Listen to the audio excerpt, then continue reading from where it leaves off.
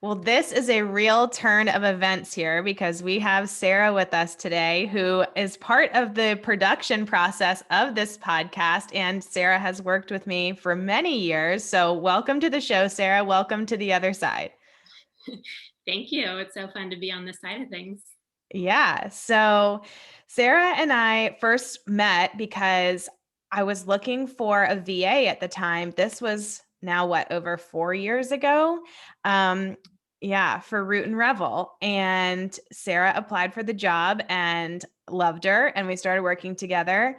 And she was my first hire, I think, really ever, which is kind of cool. And our relationship has definitely grown and evolved with both of our businesses and our lives. And now it's really exciting to have her on the show because Sarah has started her own business. And I think it is going to resonate with so many of you. So I won't give any details away. Sarah, tell us your story and about what you're up to these days. Yeah, so I help women heal and improve their relationship to food and their body so they can reclaim their time, energy, happiness, and freedom.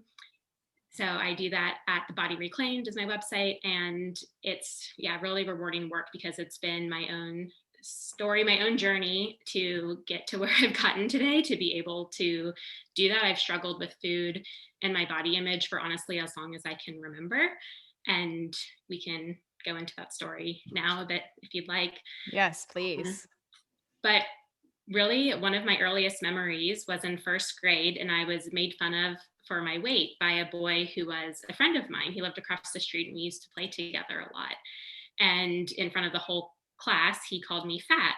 And as we know, fat is often used in a insulting way in our culture. And just as a little side note, these days I don't use fat at all in that way. I use it in a reclaimed way where it's just a neutral word, it's just a descriptor, just like we say short Tall. or tall or Yeah. any other adjective.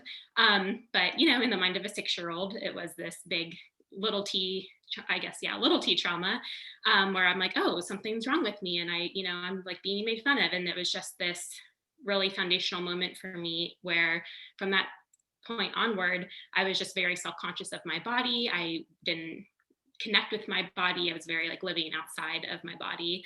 And then in middle school, I was made fun of again by some boys that my friends and I were hanging out with, and they were both very, very skinny, and I wasn't, and they called me a whale. And so that Ugh, again is like more trauma of relating kids are to so men mean. and so mean, so unnecessary. And that just really haunted me for a long time. Um, and then as far as like my home life goes, my parents worked a lot. They're entrepreneurs as well. And they just weren't around because they were so busy working. And my brother and sister are older than me, so they were off gallivanting with friends, but I was home alone, elementary school age. And so I just used food a lot for love and for comfort. And that was just my go-to as I was, at home alone on a Friday night. So then as I got older and into high school, I was never diagnosed with anorexia because I never saw a therapist or anybody that could diagnose me, but I'll say I have self-diagnosed myself with anorexia. And it was between the summers of junior and senior year, and I was just eating like one small meal a day and felt like that's what I needed to do in order to be accepted. Especially at that point, I was getting more interested in boys and just like more concerned about my appearance and things. And what's really awful, I mean, there's so many awful things about eating disorders, but they're really normalized and reinforced in our society because my experience was I got a lot of compliments for it. Like, oh, you look so great and you've lost weight. And now that I am not where I'm at today, I can say that I will never compliment anyone's weight loss. One, because it doesn't matter. It's not what matters at all about them. And two, we don't know what people are doing in order to get to that weight. And in my case, in many people's case, it's very disordered, unhealthy methods. And so that reinforced this belief of like, oh, when I'm thinner, I'm better and people like me more and I'm more accepted. So yeah, that was tough, but lucky for me, I really like food, so I couldn't be anorexic for very long because it just wasn't suitable for me.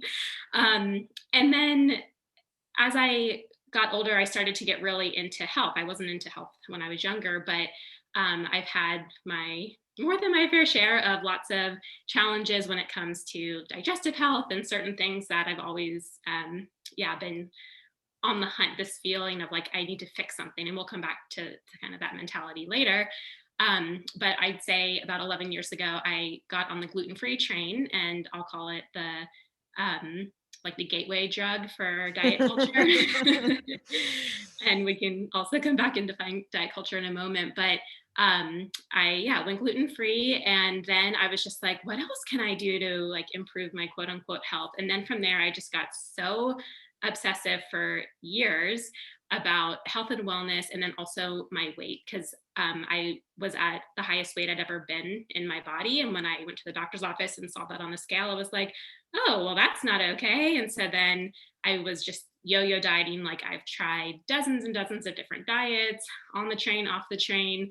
Of course, they never ended up working in a sustainable way. And yeah, we'll be talking a lot about that today. But it just, I felt like it really stole my life, because all I could do was focus on food and my body, and am I doing this right, and trying to be so perfect about every little thing.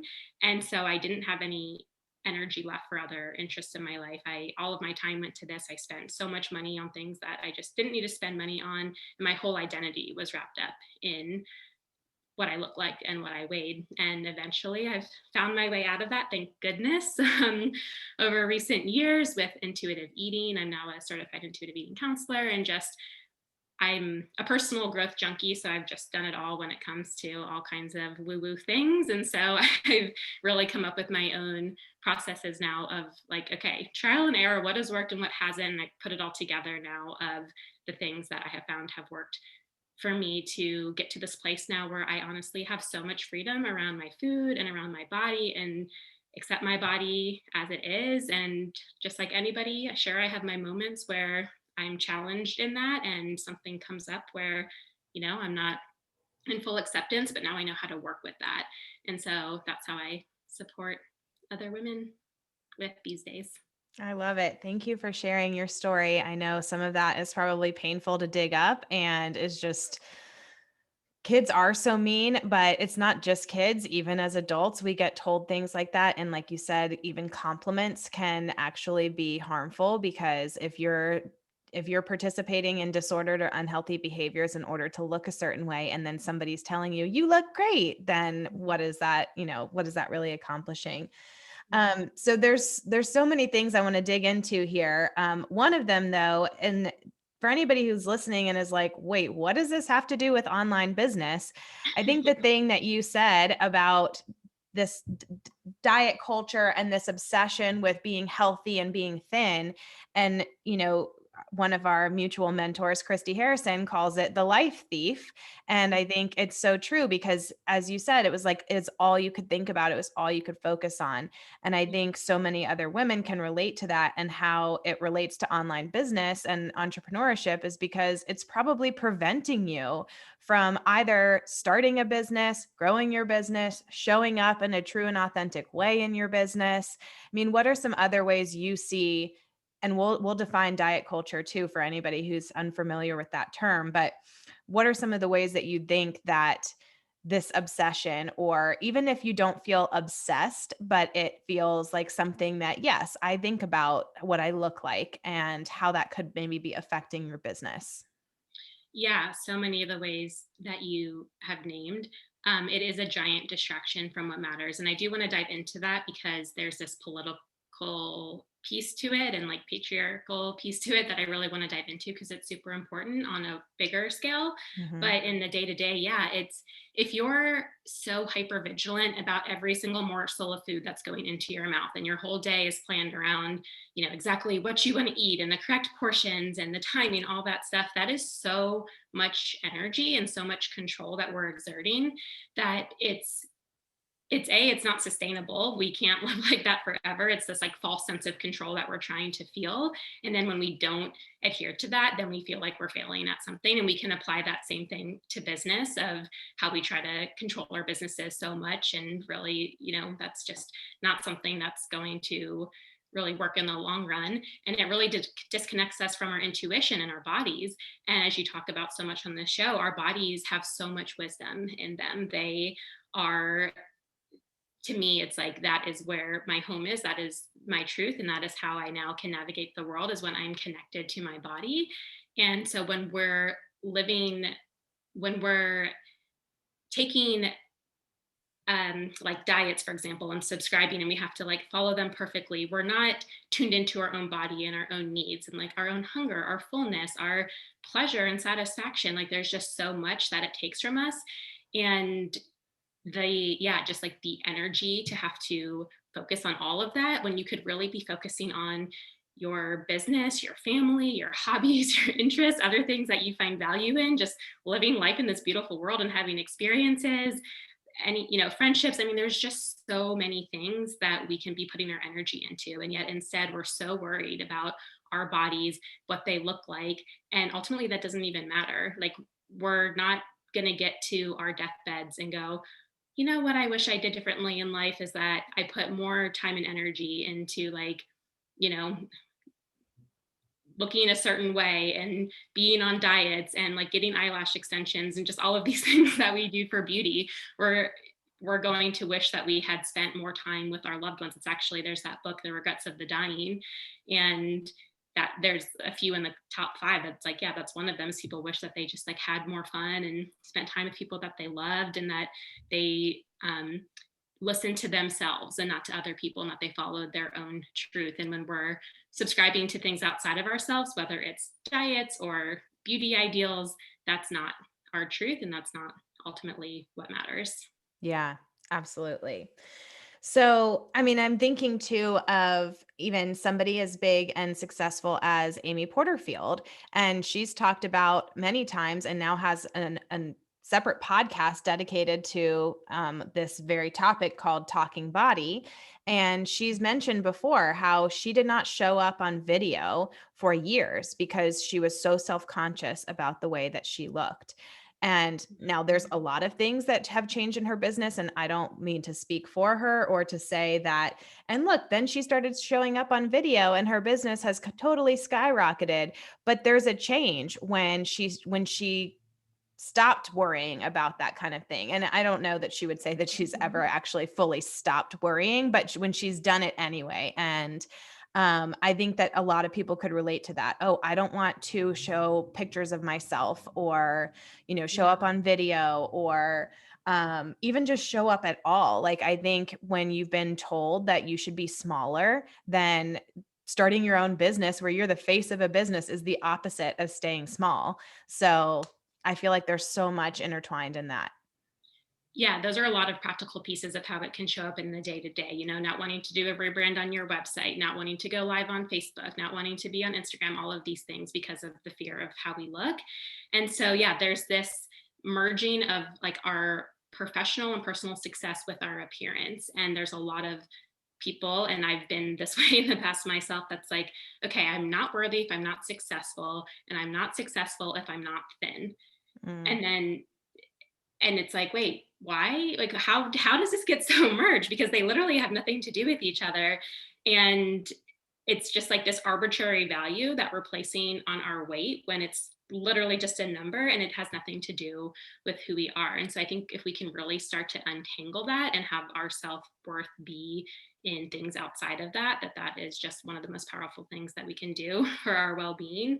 And it's interesting because I feel like there's this I say like diet culture is to health and wellness, how bro marketing is to online marketing, where it's like it comes from so much scarcity and preying on people's vulnerabilities and being like, hey, you're not good enough as you are. You're not perfect. Don't you need this thing to make your business better or to make your body better? And they have the same fundamental things under the surface of Mhm. what they're marketing to us. And then we do the thing and then we're like, oh wait, that actually didn't work, or that isn't what I wanted or needed, and I got kind of tricked into buying this thing because I felt like I was unworthy, Mhm. and that I needed to change.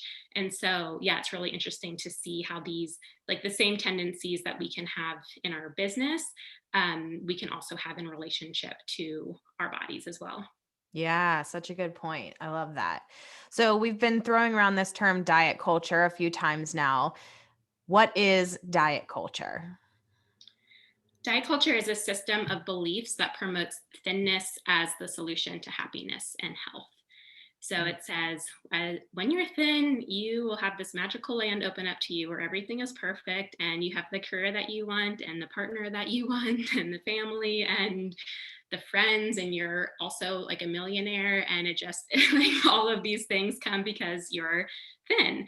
And it sounds kind of even ridiculous, like, to say that, but it is how, I mean, I know that's how I have experienced it. And that's what it really is selling us. It's saying that thin is better, fat is bad, and it's like this moral virtue too, because we are told that we can control our body size when in actuality we can't. And I can come back to some of the stats in a moment, but it's like, oh, because body size is under your control, if you're not thin, then you must be lazy or you must not work hard enough or just not care. And all of these terrible things that we associate with our weight, when really our weight is very much outside of our control. It's largely influenced by our genetics, and diets don't work. 95 to 98% of diets literally don't work in the long term in more than 5 years when you look at the research.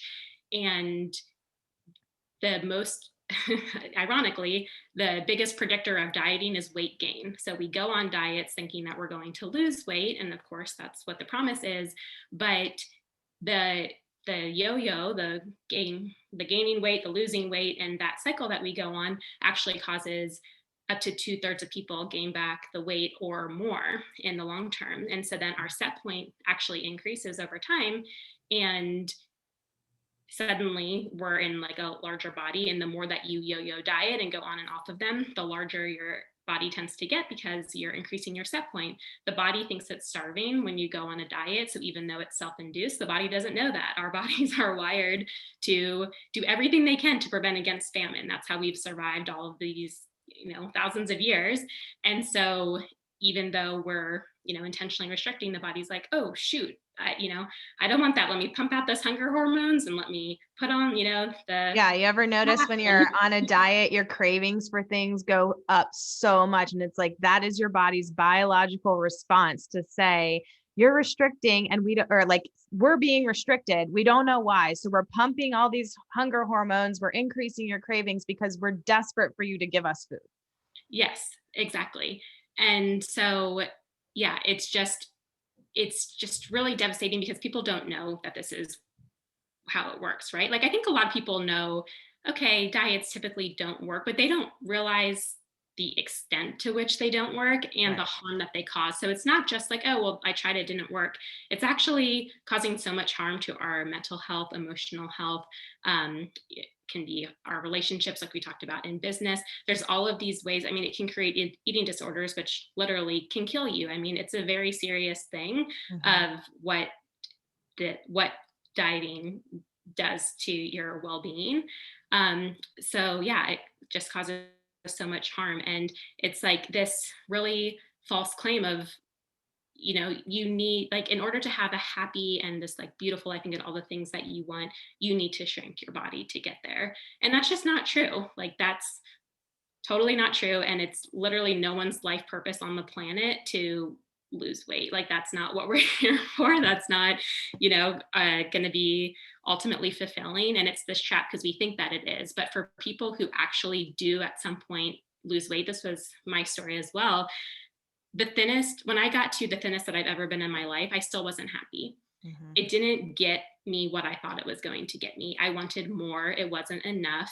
It doesn't get to that underlying issue of, well, what's really going on here? Like, why do I not feel worthy as I am? Why do I not like myself? And so we have to go really deep with that. And that's something that I would encourage people listening to do is like, okay, so if it doesn't come from shrinking our body, how do we improve like our worthiness and our self-acceptance? And that's a huge topic. I mean, that's exactly what I spend every day talking about. But I'd say one of like something more practical is like, okay, so it's not changing our body size, but it's our body connection. So how can we come into more acceptance of our body, more play, more vulnerability, more love, more compassion, all of these things, like our own authenticity. How can we invest our energy into these things? Because that's what we're looking for, right? Like we go to try to change our body so that we can feel better, so that we can have love, so that we can, have all the things I just mentioned, but we can actually have them without having to shrink our body. So that is what I would encourage anyone listening to do is like, okay, how can you actually put your energy into those things? And you don't have to go the circuitous route of trying to change your body. Right. One of the things that my friend Madison always says is like, you take your same brain with you. And so if you didn't feel worthy at X weight, you're not going to feel worthy at Y weight, even if it's smaller, because it's not actually the weight that's making you feel unworthy. Yeah. Yeah. So it's like you have to do the deep inner work, which is so much harder and feels so much less like we have control. And I've been thinking a lot about this control piece lately, Mhm. because sometimes it feels like going on a diet or following some kind of plan, whether it's like a fitness regimen or even not a traditional diet to necessarily even lose weight. Like when I first got on my first quote unquote diet, I didn't think it was a diet because I wasn't trying to lose weight. I was trying to heal my body. I was having these chronic health conditions, and I was told that if I ate a certain way, these conditions would go away.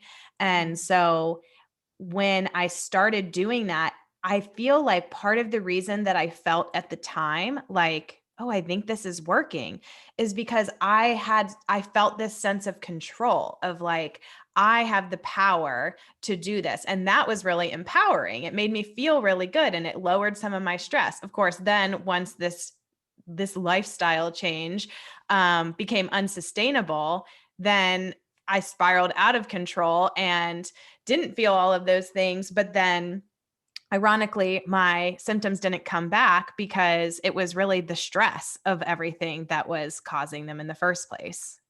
Yeah, I'm so glad that you highlighted this because this is so important. So someone listening could be like, "Well, I'm not a dieter. Like I haven't gone on enough diets or really tried to change my weight, but there's these things that are diets in disguise." And what you just described is what Christy Harrison would call the wellness diet. And anyone who's interested in this, Christy is a huge inspiration for me, and I know for you as well.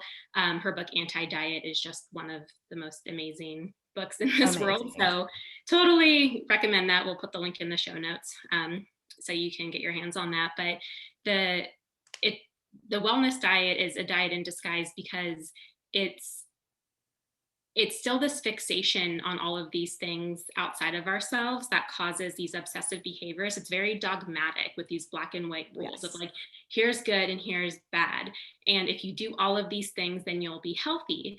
And the thing is, we can have influence on our health, absolutely, we are powerful like that, but we cannot absolutely control it. Like, I think the promise is like, if you just do all of these like hundreds of things, or don't do all of these hundreds of things, then you'll just live this like perfectly healthy life forever. And that's not true. We know that people get cancer in mysterious ways. People that are like the healthiest people out there that are juicing every day and doing all these things that we think are great, they're still getting sick. And so there's just so much that goes into health that's way beyond diet and exercise. And while that is, a lot of estimates say maybe like 20% ish, could be even less of what goes into our health, but our health is actually made up of our genetics and of our adverse childhood experiences, like the trauma that we had growing up. And if we had like, a single parent or a parent that was in jail, or what kind of, abuse we may have gone through,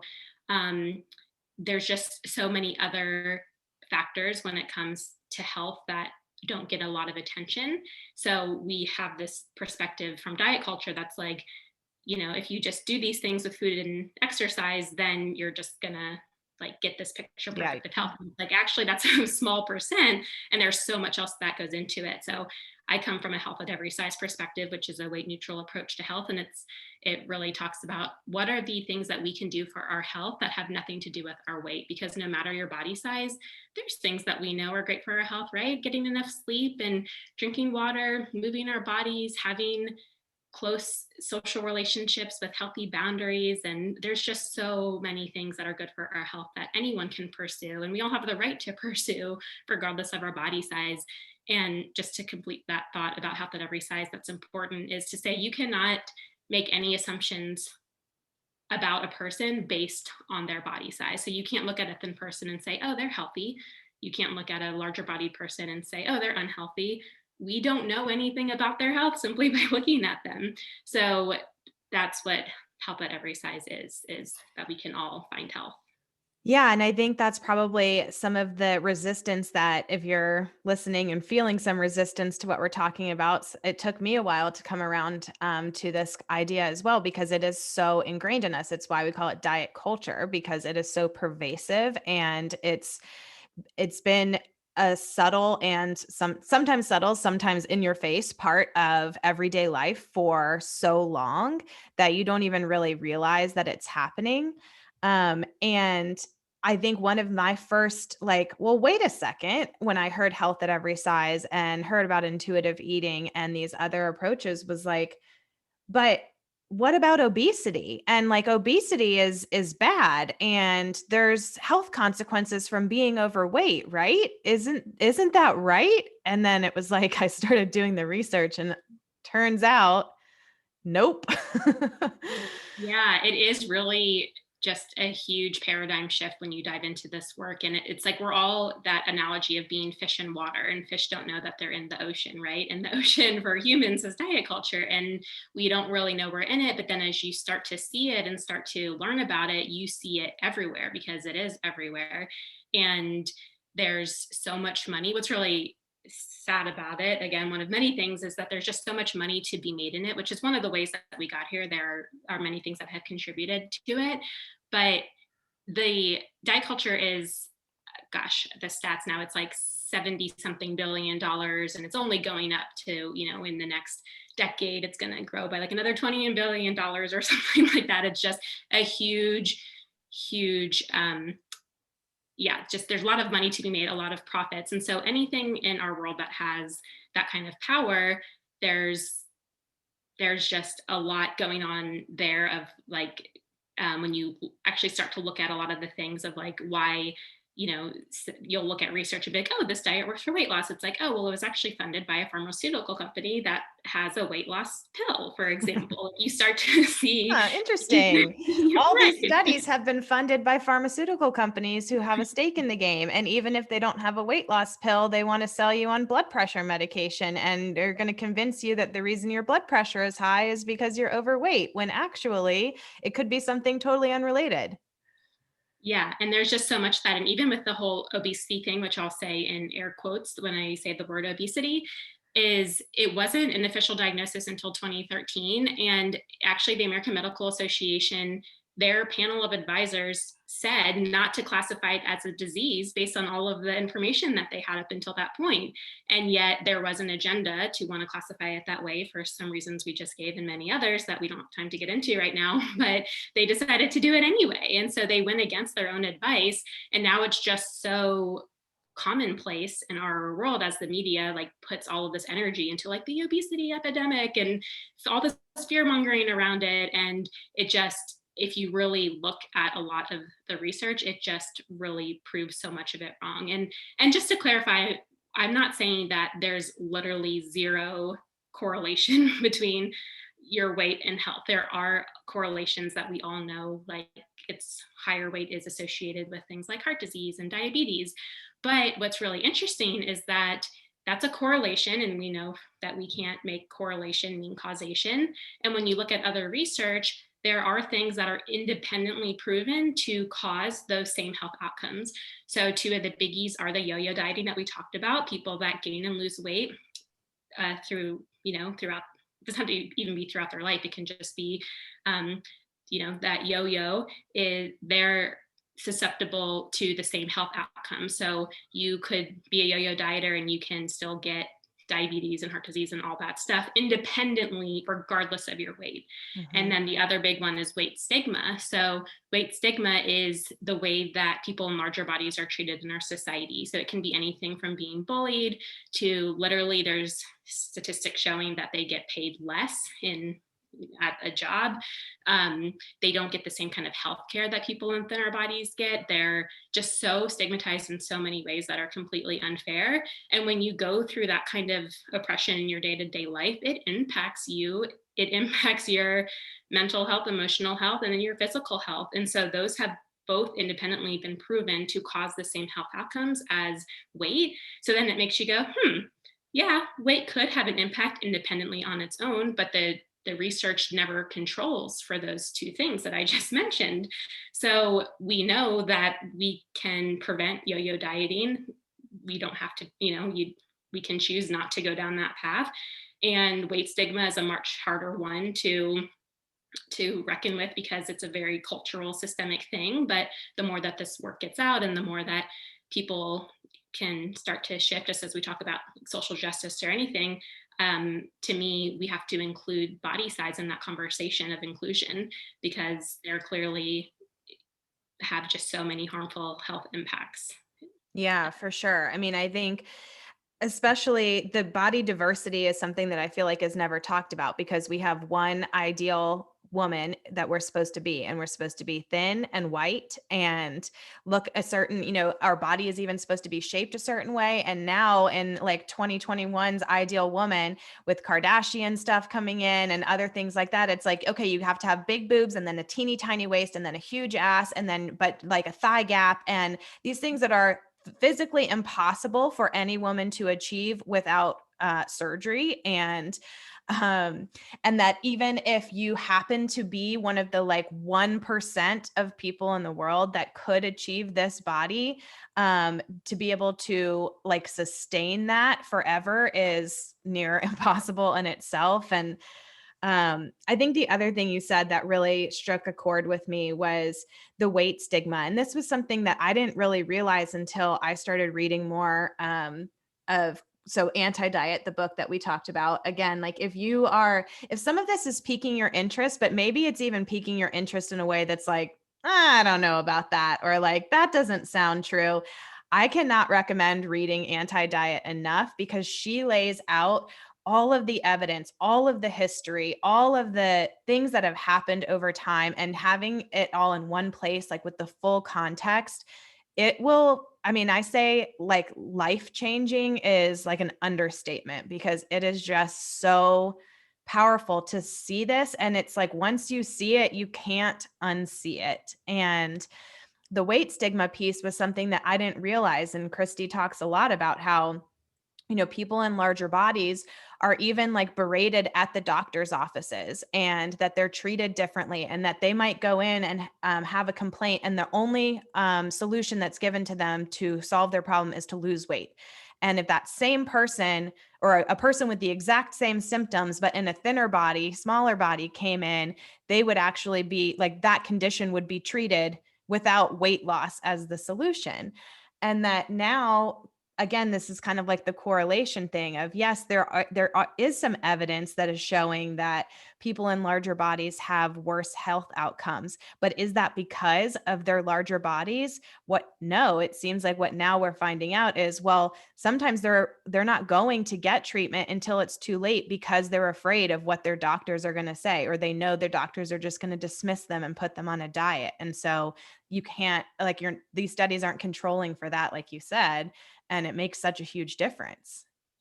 Yeah, it's really, really sad to hear the stories of people in larger bodies and their medical treatment and how they'll go in for something completely unrelated to health, like a sore throat. And the doctor's like, oh, let's talk about your weight. And they're like, well, what? I have a sore throat. Like, give me antibiotics. Right.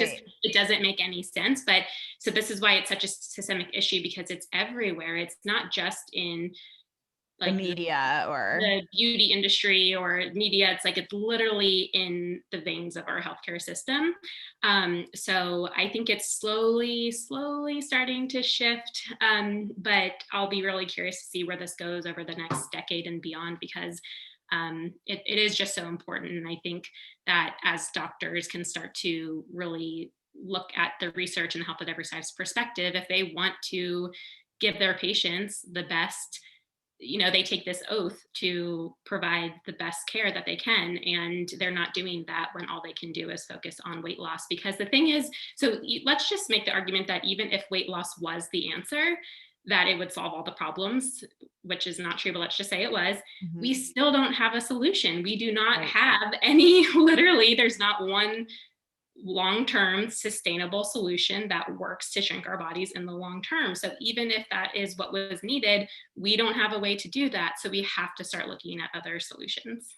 Right, exactly. I feel like that was one of the things that I kept coming back to with Christy's work was that, looking at all of this and saying, like, okay, even if we were to go down the path and say being quote unquote overweight is a problem, we do not have a sustainable option to help people not be quote unquote overweight, because diets do not work. And the only thing diets are good at is helping people gain weight over time. And when you think about it like that, it's just so like it's such a big shift that it's kind of hard to wrap your brain around it. Oh, you're frozen on my screen. Uh-oh.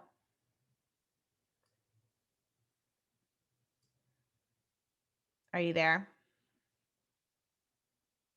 I'm going to hit play. Okay. And then this is just a note to Danny's team that Sarah lost her internet connection. So we're starting over again now. And I was saying something about when you realize that it's such a huge shift in what we feel like we've known for so long, like there's so much unlearning that needs to happen, that it's such a process. And I think that um my girlfriend and I have been kind of going through this together. We read Anti-Diet together and we've been talking about it. And we're like, it's like a 12-step program where I just feel like we've gone through a lot of different stages where we feel really angry that this is what's happened. And again, like you have to look back at some of the history of how things have been framed the way that they are. Like they're one of the things that I found most powerful to learn was that at some point in time, and Sarah, you might know the year, I can't remember.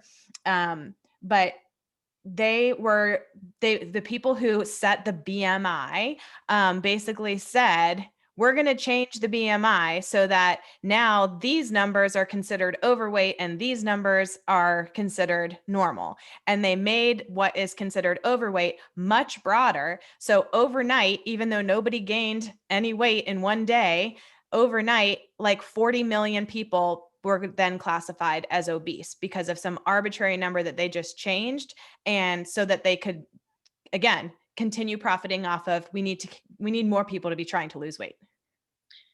Yeah, that's just such a good example. And not to mention that the BMI in and of itself is pretty much a bullshit tool anyway. And the fact that we put so much credence into it is a whole nother problem. But yeah, it's just, it has blown my mind again and again to hear these things. It almost sounds like I don't know, like a sci-fi movie or a conspiracy or something where you're like, Yeah. this just cannot be true. Like, wouldn't everybody just know this if this was true?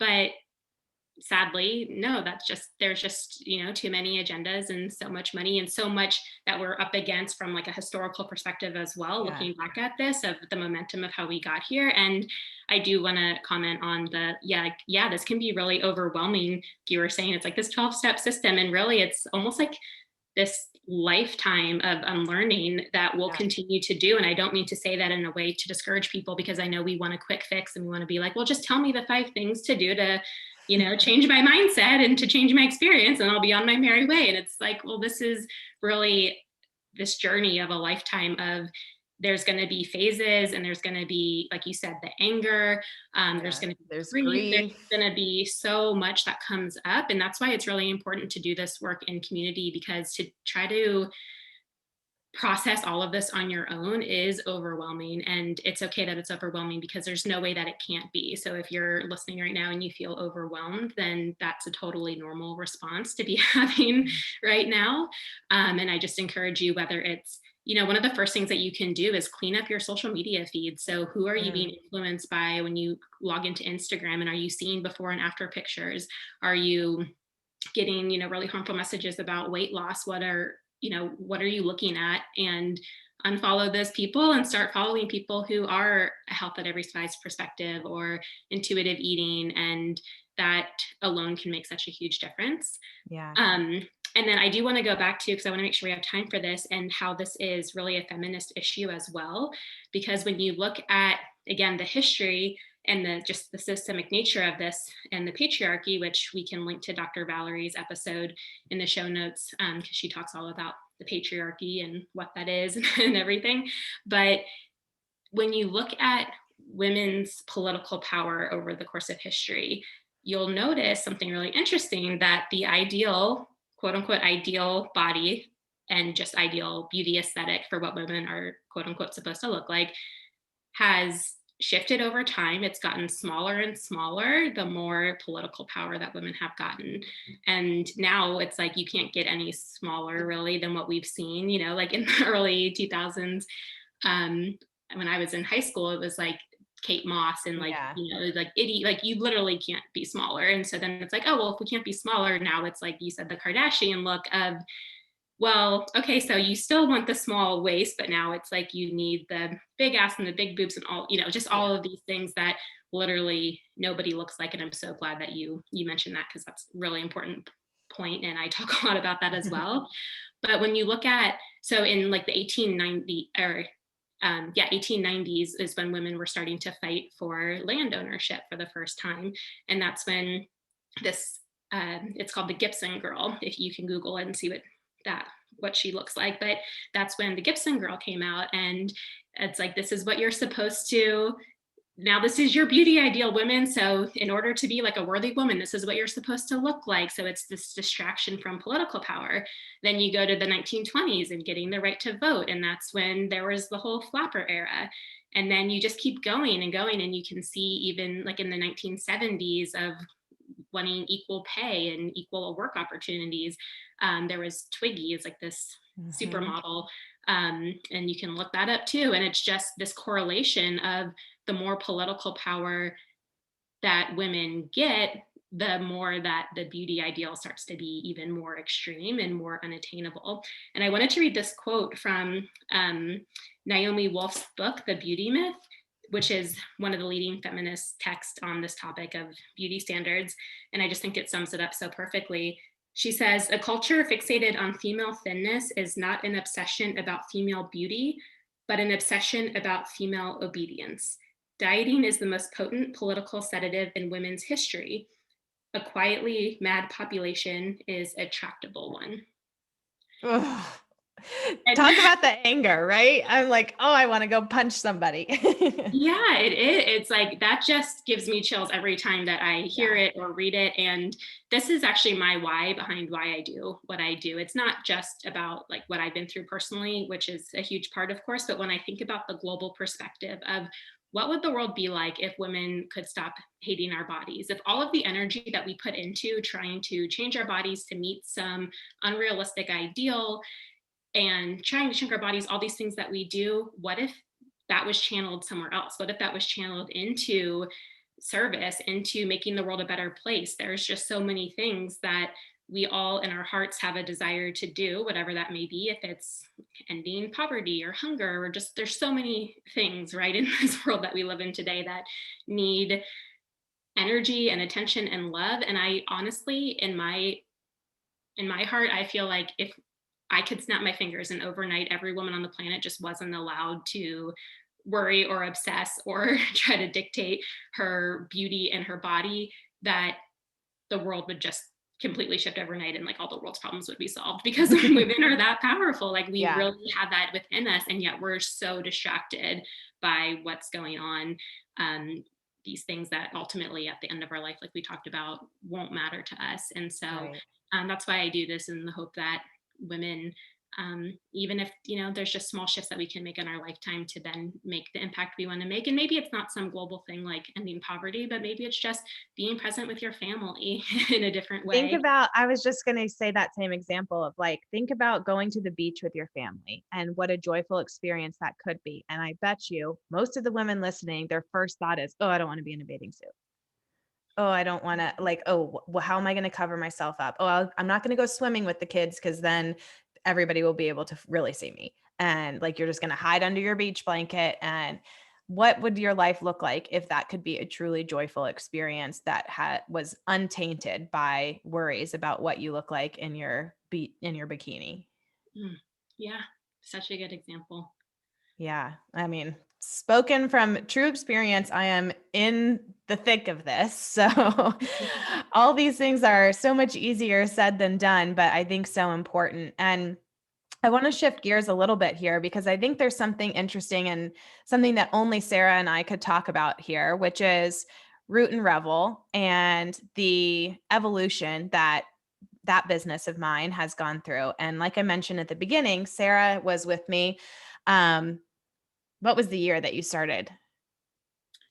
What are we in? 2021? 2017. 2017. Okay. So in 2017, Sarah started with me and Sarah came, she had her own blog, which was a vegan blog at the time.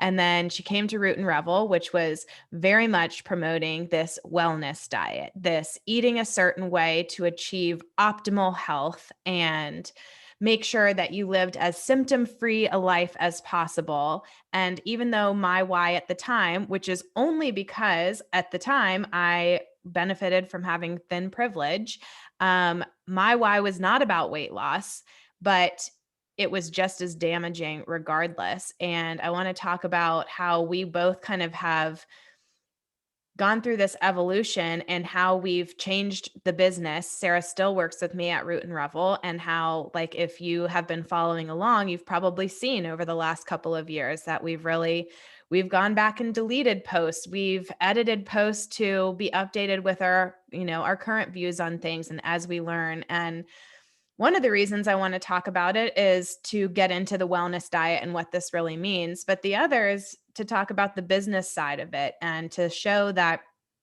you are allowed to change your mind in your business and you are allowed to grow and learn and evolve and do better. And part of the beauty of having an online business is that not that it's easy to change. We have hundreds of posts and a lot of them are problematic for us now, but that it's possible. And I want to talk about just your experience with that as well. I know I was on my own personal journey, of course, with dieting and the wellness diet and intuitive eating and all of this. And then you've been on your own journey and how that's kind of affected your work as well. Yeah. Well, there's a lot I could say. The first thing that comes up is it's hard when your identity starts to get entangled with, like, I'm the healthy one, or I'm the wellness blogger, or in my case, I was a vegan blogger for a few years. And then when I decided I didn't want to be vegan anymore because that didn't feel good to me and I was wanting to listen to my body, then I had this crisis of, wait a minute, now I'm not this, like, I was vegan for a variety of reasons, but part of it is like this almost, I can say it now, I could have never owned it at the time, but like this saviorism, right? And this, like, again, like trying to be this perfect thing of like, I'm saving the planet and the animals and all this stuff. And there's so much goodness. I'm not talking bad about vegans. Like, if you want to be vegan, that's your choice to want to do that. But there's certain ways that I was approaching it. And I think it can be problematic in just like the black and white rules with that, and then not being able to listen to your own body. But the point in that being, when we have both had this identity crisis of starting to learn things that were um, against what we had always thought was true. Mm-hmm. And it's this cognitive dissonance that happens of like, wait a minute, for the last 25 years, I've been thinking this way. And now I'm learning things that go against what I've been telling other people to do. Mm-hmm. And so that is tricky. And there's a lot there, but I think it's just another reminder of having our identity be in other things, like having our self-worth be in things of that aren't this like external, like it's in my beauty, or it's like I'm this person that's like I'm the healthy one in my friend group, like these things that could easily shift at any time. But what are the underlying things about like who we are as people? Our core values are just like the things that matter to us, the way we treat people. There's just so many things that we can shift to focus on our identity, so that when as we evolve and grow as humans, that we're not constantly having this identity crisis. So I think for me personally, that was a big one. Yeah. Yeah, I know Sarah and I have talked about this a lot, especially after I read some books recently and then was just like, I want to burn it all to the ground and I feel so guilty. And, you start feeling like, oh my gosh, I've been telling people something that wasn't true. And you gave me some good advice at the time when I came to you and was like, what do I do? And I don't know if you remember it now. If you do, I would love for you to share it. If you don't, I can refresh your memory. Um, well, I feel like there was a number of things, so I'm not sure which one specifically made the impact for you. So why don't you share it? Well, I think it was what you were telling me was basically like that we're doing the best we can at any given time and with what we know, and that I had good intentions, and anybody else who's doing this same similar work or in a health and wellness field and maybe feels like they've been perpetuating this harmful diet culture or something, like it doesn't mean you're bad or you're wrong or something like irreparable about you that do Hmm. you We all, because the thing is, pretty much everyone has to go through that journey. Like we all have been indoctrinated into diet culture from the time that we were born. We Right. didn't have a choice. It's just our culture. And so there's almost like no other way than to go through it and then to to realize that there's this whole other world that exists outside of diet culture. And I think that may start to shift over time, but I think anybody who has found their way outside of diet culture, whether it's intuitive eating, health at every size, fat activism, all these things, we went through diet culture first. Like every single person has had that experience because it's just in the fabric of our society. So just a lot of, with this whole journey, just something that I say all of the time is just having so much self-compassion and just also trying to come from curiosity instead of judgment with ourselves in this whole process, because yeah, it's a lot, but I do believe that people are doing the best that they can and working with the information that we have available to us, at that time. And as we evolve as humans, then we can make different decisions as we grow. Yeah.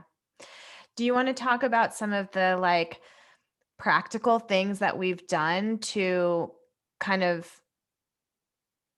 to show the evolution of Root and Revel and some of the things, Sarah is our editorial director, and so she's had a large hand in this. So I think maybe it could be helpful to people who are thinking of maybe making a similar change, or maybe they're not even ready to make a change, but they're just thinking like, well, I mean, one of the reasons you might be feeling resistance is because oh my gosh, if this is wrong, do I have to redo everything? Do I have to like burn my business to the ground? Do I like it's too scary sometimes. It can be too much to accept it because of what it might mean that is going to happen to your business. But I think I'm wanting to show us as like kind of a example of this evolution and that there are things you can do. It doesn't mean like you have to give everything up and start totally over. Yeah, for sure. So there's a variety of things that come to mind, and also to say that we're still not perfect in this, right? If you go to Root and Right. Reveal, there's still going to be some weight stigmatizing language in some of the posts that just haven't gotten updated, or other more black and white rule kind of posts and things like that, because there's literally hundreds of posts and we just haven't gone through all of them yet. But we've gone through the highest traffic ones and the ones that felt like anchor content on the website, as far as things around your story and your inflammation and just things that had been these pillars on the blog, to soften the language. So making it less about like, here's all the things you have to do and all the things not to do, and just really talking more about the importance of things like stress and how stress affects us, um, instead of like making it so hyper focused on food, for example. So it's softening a ton of language in the blog posts themselves. Also, in the welcome series, I know we changed up some of the emails, and we actually publish a lot of new content as well about intuitive eating and just more, like a different type of holistic content that talks about other self-care practices and meditation and just things that anybody can benefit from, that have really, Yeah. really nothing to do with some of the typical like wellness. I mean, meditation, that could fall into multiple camps. It could be in the wellness diet too, but just to say there's things like that, that it's like we know that they are beneficial for everybody. So just trying to think of, again, that perspective of like, what are the health behaviors that anyone can benefit from, and what are the ways that we can reduce stress. And so bringing on a lot of new content to talk about that, and then in the welcome series linking to that instead of some of the older things, and of course changing some of the other pillar pages like the about page and some of your story. Yeah. Um, is there anything else that I'm forgetting that we did? Well, I'm sure there are some other things that we've done, but I think those are the key things. And I think, like we said, looking at the stuff that's highest traffic first. And yes, there's probably pages that are extremely problematic, but they haven't had a page view or more than a handful, in over a year. And so is it worth our time to do that? And at some point, we probably would actually end up archiving some content and working with our SEO firm to figure out which posts we could actually just delete and move on from. And that happens no matter, even if you have nothing to do with the wellness diet or diet culture or anything related to food and health and wellness or anything. Like, that's just a good practice, I think, too. And when it comes to like moving the needle in your business, to not feel like you have to redo everything, that you can start and look at like the biggest pieces first and work from there. But the other thing you said that really resonated was this idea that when I first started Root and Revel, and really for several years, to me, I thought this is a holistic wellness blog. And I think at the time, what I didn't realize was that I was taking holistic to mean not Western medicine. And what a lot of the functional and integrative doctors and naturopaths and people that I worked with on my health journey, they really emphasized physical health above all else, and physical health mostly being diet and exercise. And I think that there is this trap now that so many people, the wellness diet is so pervasive now. And I just think that even this term holistic health and holistic wellness has kind of been co-opted by diet culture. And to, I don't know, just question things a little bit more, that what does holistic really mean? It means the whole, and the whole person is so much more than what you eat and how you exercise. And I think now we've really tried to take that approach of looking at emotional health, spiritual health, relationships, mental health, and all of these other aspects that are so downplayed, but really actually make way more of a difference than anything that we're eating or not eating. Yeah, I'm really glad that you said that because I too have that same. When I came into the holistic health space, I was really coming at it mostly from a food perspective. And yeah, as we've talked about so much, it's just there's so much more that goes into it. And I just want to, because I know we're probably needing to wrap up here in a minute, but wanting to leave people with a couple of things. One is that health actually is a value that we can choose. We don't have to pursue health. It's not like this moral obligation. And that was something that I used to have crossed in my head of like, oh, you're a good person if you're pursuing your health, and people that aren't are like bad people. But that's really just the diet culture language and stigmatizing ways of thinking about things. And so to say like, is like what, like really questioning your own relationship to health and defining it for yourself. So I think it's important to take some words like health and beauty and success and start to define them for ourselves instead of like these old definitions of what they used to mean for us. And alongside doing that, I think it's really important to look at our values. And Brene Brown has a great list of values. If you just Google Brene Brown values and picking like your top, it's going to be hard to narrow it down because you read them. I know I read them and I'm like, all of these or like half of these, but really to pick like your top 3 to 5 or like what matters to me in my life. And I can pretty much guarantee you that vanity is not going to be in your top 10 values. And so picking your top few and then again, defining them for yourself and then going, okay, am I living in alignment with these values? And I think that's a tangible activity that anyone listening can do. Cause I know because what I wanted to do as we wrap this up is like, okay, well now what? Like, where do I go from here? And I think that's one tangible thing is what matters to you, how do you define that, and then every day you can check in with yourself to be like, oh, am I living true to these things? And then that can help you start to slowly opt out of some of the diet culture stuff. And so for me it's like freedom and wholeheartedness, which is sort of cheating because the way that Brene defines wholeheartedness actually includes a lot of things like compassion and trust and all these things that I'm like, oh yeah, I like all of that stuff. So, but it's all wrapped into, wholehearted living. And so I look at that and go like, okay, am I living true to these values and the things that matter to me? And so when I have these old, because this is a process and these thoughts come up all the time, as you and I vox about a lot. I'm like, oh no, I just had this thought, and like I'm tempted to want to go on this diet, or I'm tempted to, what, all these old thoughts that we're still working on shifting. Yeah. But when you can look at your values and just go, oh, that's has nothing to do with what matters to me, it's easier to dismiss it and just start to write your new beliefs and anchor those in instead. Yeah.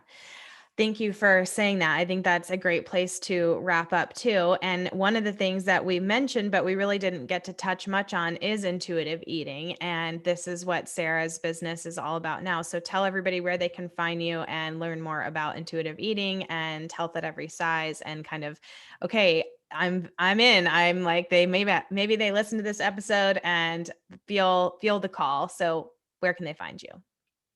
Yeah, thanks. So my website is The Body Reclaimed, and on Instagram, I'm at The Body Reclaimed. I have a program called Reclaim that is a mix of like online course meets community meets membership. And so if you're interested in that, you can go to thebodyreclaim.com/reclaim. We'll put the links in the show notes. And I also have a free Facebook group. So if you want to join, I go live on Tuesdays and I do all kinds of educational content and post a lot in there. And so that's a great free place where people can get started. And we'll put the link to that in the show notes too. Awesome.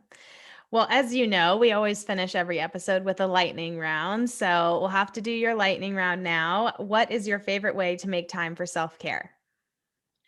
For me, it's about social connection with other soulful uh, women entrepreneurs that are like my soul sisters. I have been lucky enough over the years to cultivate relationships. And for me, I live alone, and so I can get like really in my own space and just feel pretty disconnected from others sometimes.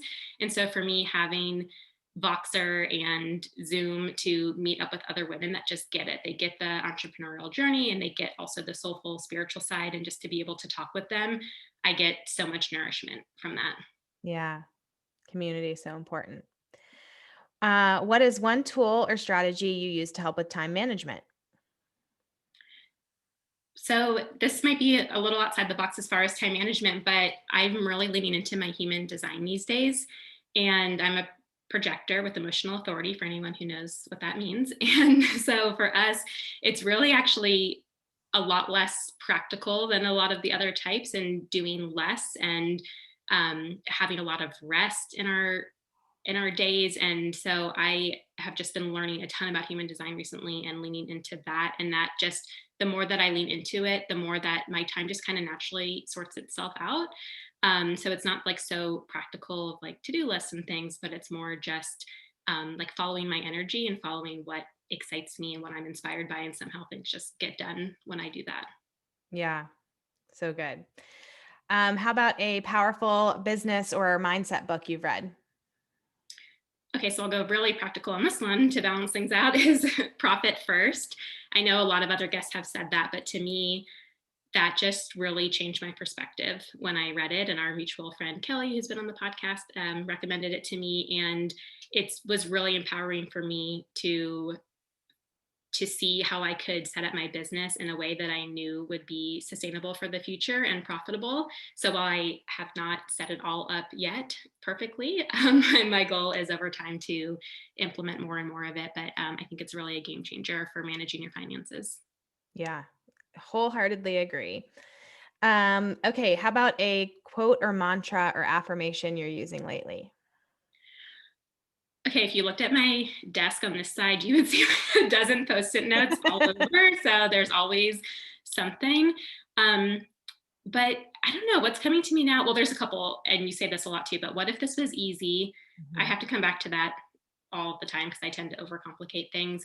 And then this isn't so much a mantra, but it's something that, again, when I'm noticing things that aren't quite feeling right to me, or I'm beating myself up, or just so often I have to ask myself, what's the story I'm telling myself? Mm, Because a lot of times it's just my own made up thing in my head of like why I'm starting to feel down or saying things that aren't true. And then when I start to untangle that, I'm like, oh, actually, no, those things aren't true. I can prove myself wrong. And what if this was easy? And then things just can really start to shift when I can become like my own detective in what's going on in my brain. I love that, and I feel like they do go together, and also the idea that you could say when things are feeling hard, or when you, are feeling stuck somewhere, and you're asking yourself, "What is the story I'm telling myself?" And then you say, "And what if this weren't true?" Like, what Mhm. if it weren't true that I never finish anything? Or what if it weren't true that whatever it is that you're getting stuck on, and then what would that look like? And I feel like I've started doing that one, which is kind of similar lately, and it unlocks a lot. It does. And another good one is, who would I be without this belief? Mm, yeah, that is a good one. Okay, you know the last one. I don't know. Did you prepare an answer in advance? What does success with soul mean to you? No, I wish I had, because I've listened, of course, to every single episode and I've heard so many good answers. And so I feel like I should have this like beautifully curated answer at this point. But I was just trusting that I would say whatever felt right in the moment. So I think for me, it's just being in alignment with myself and what I talked about earlier, of creating my own definitions of what it means to be successful. And that as long as I'm being true and in alignment with my own self, that's really all that matters. And so sometimes it's really hard. I have to find a lot of courage to make decisions that I know are right for me, that I feel are so right. And yet it might be, against the grain, or it might be something that I feel like I'm going to get shamed for, whatever it might be. But as long as I feel like I'm taking action and being the person that is aligned with my highest self, then I'm just can always go to bed at the end of the day feeling good about who I am.